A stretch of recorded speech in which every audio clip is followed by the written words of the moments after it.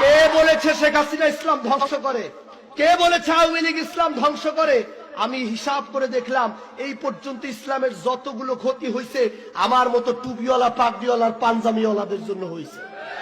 ঠিক কিনা বলেন? আল্লাহর কসম আমি তাদেরকে চ্যালেঞ্জ করলাম, এদেশে খুব শীঘ্রই তোদেরকে জুতা পিটা করতে করতে মালবাড়ি দিল্লি ছাড়িয়ে দাও। কাফের ফতোয়া দাও, তারা ওরে বাটপার বলো, মনে রাখবা ওরে বাটপার আর কাফের কারা খুব শীঘ্রই তাদের মুখোশ উন্মোচিত হবেই হবে। তোমাদের মুখোশ যদি একবার উন্মোচিত হয় জামা কাপড়ও সাথে থাকবে না।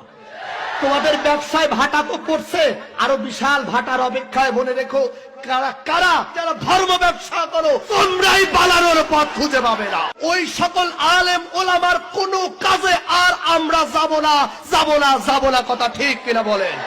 একটা ছোট্ট অনুরোধ রইল, ছোট্ট দাবি রইল, এখন থেকে খবরদার সরকারকে, সরকার দলীয় কর্মীকে, সরকারি প্রশাসনকে শত্রু মনে করবেন না।